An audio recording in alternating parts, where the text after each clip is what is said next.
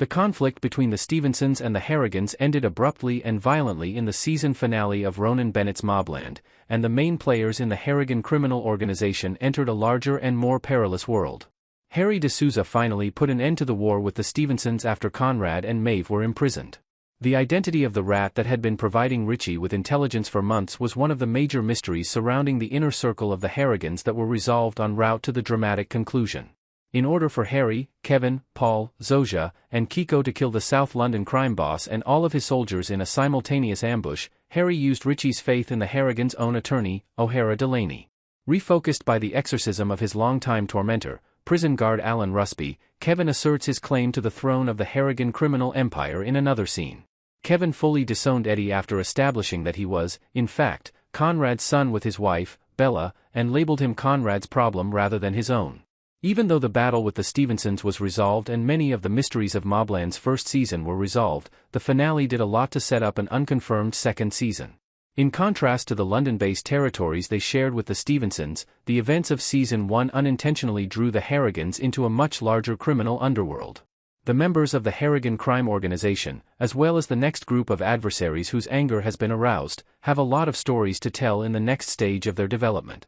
Compared to the large action set pieces that dominated the middle parts of the final episode, the final scene in MobLand Season 1 was far more intimate. Jan eventually let out her anger, fear, and frustration at being stuck in their current risky lifestyle with Gina after Harry brought her back to the safe house.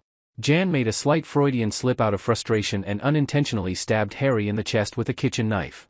Although his fate is left up in the air, Tom Hardy is most likely not going to die from his wound given his prominence in the show and his cool-headed response to the stabbing. To be honest, the cliffhanger is probably a preemptive move in case Tom Hardy is unable or unwilling to return for a second season of MobLand. They can now easily write him off the show and give Jan, played by Joanne Froggatt, a conflict to resolve.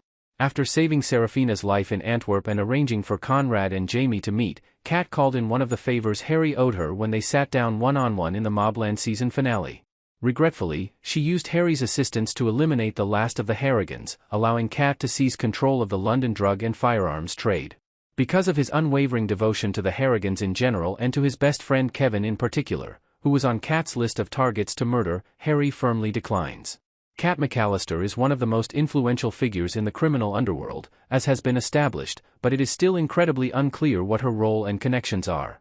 Although it was widely believed that she was an intelligence agent for the CIA, MI6, etc., her desire to infiltrate the London drug and firearms trade suggests that she was a major criminal herself. Although it has long been known that owing her anything is a grave mistake, Harry has now made himself a target as well. Remarkably, Kat reached out to Serafina Harrigan in the season finale, which could be her play now that Harry has abandoned her. Kat might consider using Serafina as her puppet at the head of the family rather than eradicating the Harrigans in large numbers. Serafina is a brilliant, fearless businesswoman with the appropriate last name and reputation in London, so it makes perfect sense for her to be Kat's ally. She might be the final weapon Kat uses to exact revenge on Harry, destroying the Harrigan Empire from within.